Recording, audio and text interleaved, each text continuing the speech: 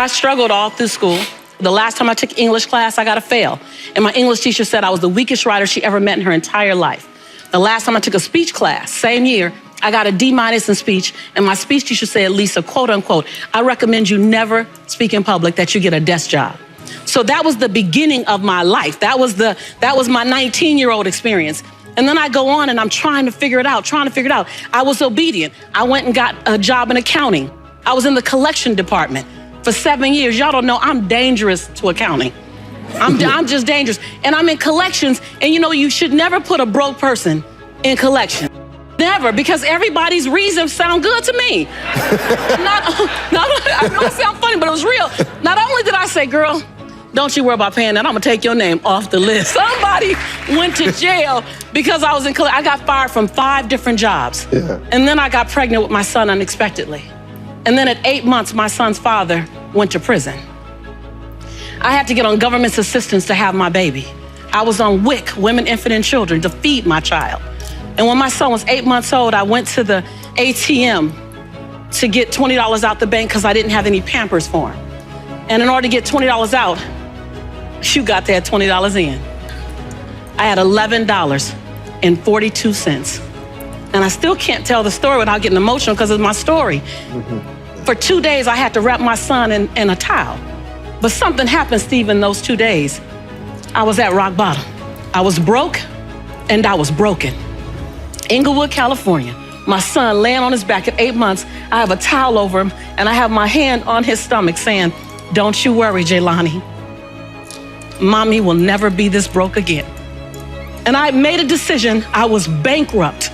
And every stinking thinking I had, I was bankrupt in trying to protect my pride. I was bankrupt in trying to be all that in a bag of chips and a bowl of grits, falsified. Mm-hmm. I was bankrupt in trying to not ask anyone for help. I was bankrupt in everything that was holding me and keeping me where I was. I've always talked a good game, but I wasn't doing anything with my gift. And all that thing about potential, I was tired of having potential. I wanted to have my now. And I looked at that baby at 8 months and I said, I want to transform your life. Because you didn't ask to come into this chaos. Come on. As an African-American male child in South Central Los Angeles with a single mother whose father's in prison, he had a 66% chance of going to prison himself. Not on my watch. Not on my watch. So if I have to be willing to drastically transform myself so that I can become the woman that I know I can be. Right. And that's what I began to do. I was radical. What did you do, Lisa? What did you do to change your life? First, I realized I couldn't grow with people who were struggling like me. That whole, I don't want to leave nobody behind. No, I don't want to stay with y'all. Right. You don't even want to be here. Yeah. Like, I don't want to be the queen of this block. Yeah. And I became okay with the fact that it doesn't make me any less committed to my community, committed to my culture, committed to my family. The best thing I can do for you is not stay here with you. That's right. When I've got that, I went to places I'd never seen before. I went to conferences where people were talking about money, talking about prosperity, talking about, it was like, no habla español. What y'all talking about? ROIs and PPMs and term agreements and capital fundraising and bottom lines and what is it? I'm gonna stay until I learn what you're talking about. I went to the same conference 42 times. And there I raised $532,000 in capital for my company to start my dream. And my dream was to transform teen lives. I want to teach teens how to fall madly in love with themselves and how to make integrity-based decisions. And I got it funded and I started working. And that was the beginning of me rescuing myself. I realized that I am my rescue. No one else is my rescue. So I was hungry, I was hungry. People often want to call me the exception, like, oh my God, you're the exception. No, I'm not the exception. I'm an average, ordinary woman who chose every day to make one more extraordinary decision. I'm an average, ordinary mom who said, I want to drastically transform my son's future, that he deserves to have every option that every other child would have, irregardless of what he was born into. I just was crazy enough to believe that it doesn't matter the color of my skin, doesn't matter my religious background, doesn't matter my origin, it doesn't matter my mom's bank account and my dad's bank account when I was born. None of that means my future.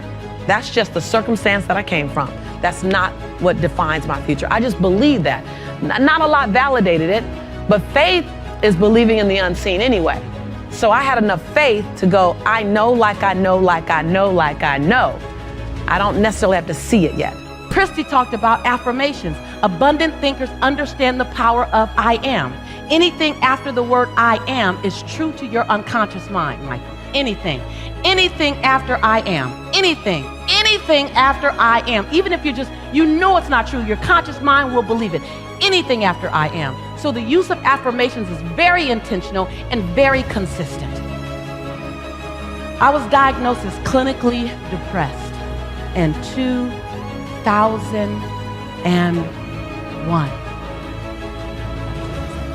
1998, I'm sorry. I was diagnosed as clinically depressed. It didn't make sense. I had been in a relationship, I was engaged to get married, and my fiance, who I did not know at the time, was bipolar. And he'd stopped taking his medicines and under the belief system that love can cure anything. And so I ended up being picked up and thrown 3 feet across the room, and I ended up being choked until I passed out. And once I got out of that relationship, I just was different. It was different. So my mom insisted that I go to the doctor. I went to the doctor, and I sat on the table, and she checked me and talked to me and came back in with a prescription. And she said, Lisa, you're clinically depressed. And I felt like I heard Charlie Brown's parents talking like, wah, wah, wah, wah, wah. Clinically depressed, at least that'll make sense in that same sentence. And she handed me a prescription, and I read the prescription. It had my name on it, and it said Prozac. And I thought, that don't make sense. Lisa Nichols, that don't make sense. And I said, do you mean I'm sad? She said, very, very sad. I said, can I try something? And I'm not recommending you guys, if you're on medication, you stop taking your meds, please don't do that. I asked my doctor, she agreed. I said, do you mind if I try something before I take this? She goes, yes, but I need to see you back in 30 days. If you're in the same condition, I need us to try this medicine. I said, okay, I could do that. So I went home, and every day I got in the mirror and I drilled I am every day, because I realized I had forgotten who I was. I just forgot. And it was okay to forget. I just forgot. So every day for 25 minutes, I just went over the I ams. Every day, I am. And then I paralleled that with I forgive you for. Then I paralleled that with I commit to you, Lisa. Every single day. I went back in 30 days, and I'm talking to her, and I'm on fire. She's just looking at me. And I'm just talking. She twisted her head again. And I'm just talking. She says, wait, I got to stop you. I said, what? She goes, what are you taking? And can I have some? I was like, I'm taking some of me. And so the power of I am can pull you through the darkest moment. The power of I am.